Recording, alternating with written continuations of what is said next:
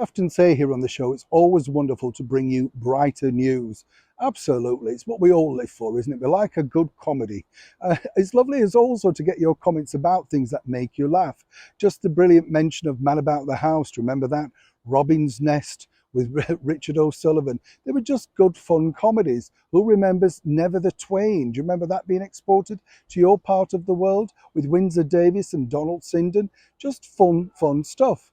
I often like to start my day with a little bit of Dick Emery.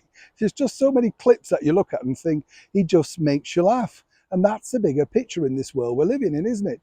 But of course, there's many sourpusses, as we all know. And there's so many sourpusses that don't want to celebrate people that have done so much good for our wonderful country. Really, when you think about good people who've done a lot of good, none other than the late and beautiful monarch, Queen Elizabeth II. Now, I don't know if you recall, but last year there was a sort of motion pushed to have a very special statue commissioned to be erected in the very heart of London. Hopefully it was at Trafalgar Square. Yes. Now, what was interesting was that the current Lord Mayor of London, Sadiq Khan, didn't think it was necessary. Then he had to backtrack, of course, because he realised that people, well, if you think about it, he was out of sync with public persona. This has been the problem under his leadership over here in London. He realizes that, the people do love and respect the British monarchy. And as I've pointed out to you before, Sadiq Khan's very quick to jump next to royals for his own publicity bandwagon, like flogging a book that nobody wants. But it does look more positive now because for the next mayoral elections, we have it does look more positive now because for the next mayoral elections, at least 4 of the main candidates are very keen to make sure that we get a permanent statue commissioned and erected of our late and wonderful Queen. Now, a lot of people can't decide where this should go.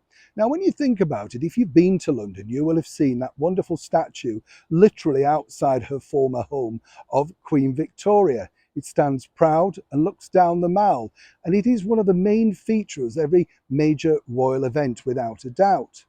A lot of people, though, would like to see a statue of Queen Elizabeth in the more busy tourist area of Trafalgar Square, not too far away from Lord Nelson. Now, I'd love to throw this open to you, really, because as I say, this looks more likely under the next mayor than the current one that we have now.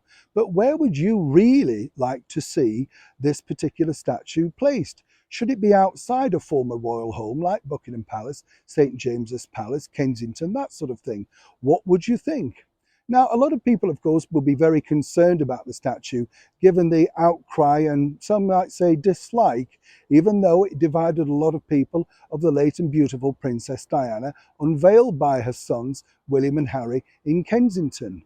Was it enough likeness? Now, what is interesting is, whoever gets that job is certainly going to go down in history and remain there for many years to come as the longest reigning monarch over here in the United Kingdom. But the good news is, for all of us royal watchers out there, finally, it looks like the wonderful and utterly respected Queen Elizabeth II finally looks like she'll stand proud, at least somewhere, in the very heart of London. As ever, I'd love to know what you think to this particular story in the comments below.